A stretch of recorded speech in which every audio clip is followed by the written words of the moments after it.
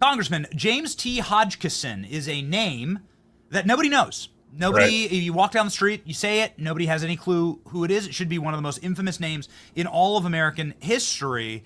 And you have a bombshell report out this morning about why people don't know that name. The floor is yours, Congressman. Yeah, and I would encourage everybody that's watching your show to make sure that they get on my link at Rep. Greg Steube. We released the entire report. You can read it all for yourself. That name is the name of the shooter that shot and attempted to assassinate a number of Republican congressmen on a practice field practicing for our annual congressional baseball game. Representative Scalise, who's now our majority leader, was critically wounded that day. It's a miracle that he is with us. You had two of his detail that were also shot that engaged the shooter. And it has taken us 8 years to get this report. 8 years from the FBI. And if it wasn't for Kash Patel, we still would not have this report. It never should have been classified to begin with. And what the deep state wanted to do is they wanted to label this a suicide by cop, which is what they did, instead of domestic terrorist, which is exactly what this individual was. And it took us 8 years to get this information. If Kash Patel wasn't the FBI director, we still wouldn't have it. So what this report that we released today goes into the details of all of the things that the FBI failed to do, all of the evidence that they failed to collect, and all of the things that they attempted to try to label this and build a case that it was suicide by cop and not domestic terrorism, which it absolutely was. This individual researched members of Congress. He had names of members of Congress written down, their physical descriptions, their age descriptions, their room and office numbers here in the Capitol area. He did research. He reconned the area before he came and started shooting at Republican members of Congress. He was a far left Democrat who went after Republican members of Congress, and you had an FBI that wanted to try to quell that as much as possible and just make this look like, oh, this guy just wanted to be murdered by police officers. But what's interesting is there was not a uniformed police officer out there that day. He had been doing this research on this shooting site and where we had practiced, the team had practiced prior to that. This report illustrates to the American people how deep the deep state is. And we're calling on Kash Patel, and I know he will, is if there's still people in the Bureau that were involved in this, they should be fired immediately. So, Congressman, what you're saying is that the FBI covered up for an assassin that was dead set on murdering as many Republican elected officials as possible. Yes, absolutely. And he did research on that. He showed up that day with an AR platform. And if it wasn't for, thankfully, Scalise being there that day, his two ununiformed detail would not have been there. And there would have been a lot of dead Republicans on the field that day because there would have been nobody present to defend against him killing Republicans on the field that day. And thankfully, his people were there. At the time, I felt like I was taking crazy pills because I went through his Facebook page before it was ripped down. I was the only journalist who did this.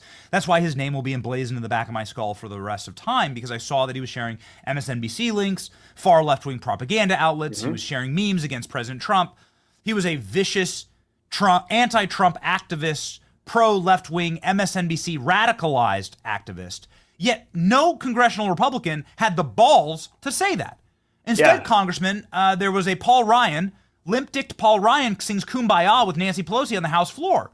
This seems like a wonderful opportunity to talk about left-wing radicalism and violence. He could have saved lives because that then metastasized into other movements, but instead Republicans just sat there and did nothing and took it. Well, and what's crazy is it should never have been classified to begin with. This was a criminal act. This was an act of domestic terrorism. And once the investigation was done and they knew who he was and why he did it, and he wasn't there anymore, and he didn't have any accomplices and all of those type of things, all of the information and evidence should have been released. But it was kept classified so that the deep state could keep hiding behind that. And it's taken 8 years to get the file. And thanks from Kash Patel for finally giving Congress members the ability to oversee and look at the evidence file and release this unclassified report to the American people so they could see how deep the deep state was. So they protected the assassin. Well, Congressman, this begs the question. How has this changed your opinion of the events of Butler, Pennsylvania? Yeah, I mean, I'm a member of the Intelligence Committee. I don't even know the details of the shooter. I don't know any of even the classified. Like, give us a classified briefing on all of that information. So I'm certainly going to start requesting information. And obviously, the American people don't trust the FBI, and it's because of things like this. And Kash Patel has a tall order. The president has a tall order to bring back respect to these law enforcement agencies and to root out these actors that are in the deep state that are doing these type of activities. And if I've sent it on my social media, but Kash Patel has got to get rid of individuals that were a part of this if they're still at the Bureau. Congressman, we have photos like this one of the assassin right before what was planned to be an on-air execution of a presidential candidate that would have no doubt potentially begun a civil war, certainly politically, but maybe literally. And he's on his phone, and he's calling someone, he's FaceTiming somebody. And you're on the Intelligence Committee. Have you ever seen that device? Have you ever seen that phone? I've never even seen that picture. So really? that tells you a lot. What's going on here, Congressman? Because what you just laid out in the report that I encourage everybody to go read is that the deep state is covering for assassins that riddled bullets through your current leadership in the House after asking if they were Republicans, which is what James T. Hodgkinson did. He said, "Are you Republicans?" And then he opened fire.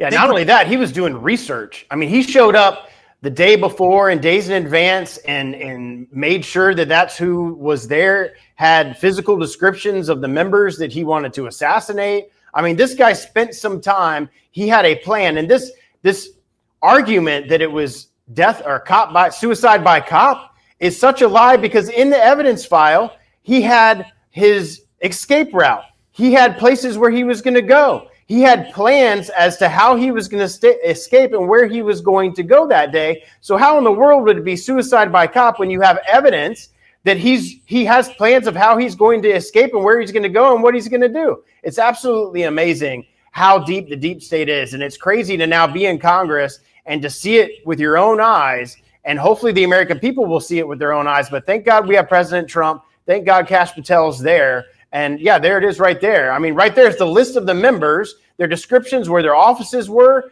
He had a list of people he wanted to kill. And to say that this was suicide by cop is a complete and absolute lie to the American people. And they hid it for 8 years. So they protect the assassin because the assassin's targets were the enemy of the deep state. That's what's had to be assumed here, and I'm happy to jump to that assumption. You don't have to, Congressman. But let me ask you, what hope, then, do we have that we will ever learn the truth about the multiple assassins who tried to murder President Trump, not just in Butler, but also with an RPG from Ukraine as President Trump's plane takes off in Palm Beach? We just learned that about Ryan Ralph. Have you been briefed on any? I mean, you haven't been briefed on any of this? That's shocking to me. No, but I'm absolutely going to request that. And I'm going to request that from the FBI, and then I'll follow back up with you, because you're absolutely right. We deserve the answers on that. I'm sure the president wants to know, and maybe he does. But at this point, we've obviously got to know all the information that we have about the shooter at Butler. Why hasn't Congress been briefed on that? Certainly the Intelligence Committee should be briefed on that. And then what are our agencies under President Trump doing to make sure this doesn't happen again? What would you like to see as a consequence, in closing here, for the agents who were covering this up and for those who were potentially involved in the failures, the structural failures that led to near on-air executions of our president? Well, and in this baseball shooting, if they lied in the perpetration of what this was to perpetuate a fraud on the American people, they shouldn't just be fired if they're still working for the Bureau.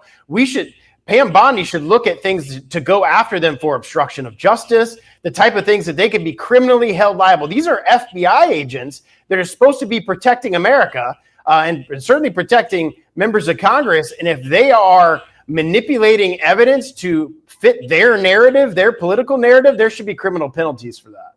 Good. Well, we'd love to see more of that. We'd love to see more criminal referrals, frankly, coming out of Congress, because there was a criminal referral every day when the Democrats were in charge, and they locked up good men like Steve Bannon and Peter Navarro. Yep. And so we'd love to see more action on that. You're on the Intel Committee. Just wanted to open the floor, Congressman. What can we expect out of Congress in this coming week? And can we expect any movement on some of these big issues, like the Epstein files, like some of the criminality within the deep state? Is there anything cooking that you could break on this program? Well, the biggest thing that we've been working on is the one big beautiful bill for the president. Hopefully that will start working. 8 of the committees have gotten a piece of that.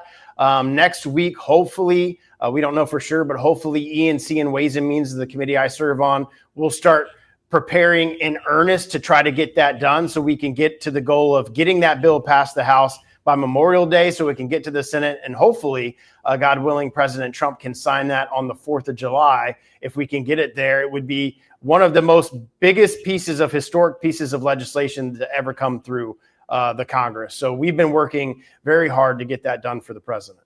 Fantastic. Get us those tax cuts, please. Please, Congress. Please, we'll send you a Christmas card. We want to thank you. We're so proud of our Florida delegation here. You want to know why Florida keeps going red? It's because we have literal fighters like Congressman Greg Steube, who is out to tell the truth, even if it's 8 years late, no fault of your own. The cucked Republican leadership deciding to sing Kumbaya instead of actually putting the pedal to the metal and locking up the criminals who are trying to get him killed. Well, we thank you, Congressman. It won't be happening on your watch. Godspeed.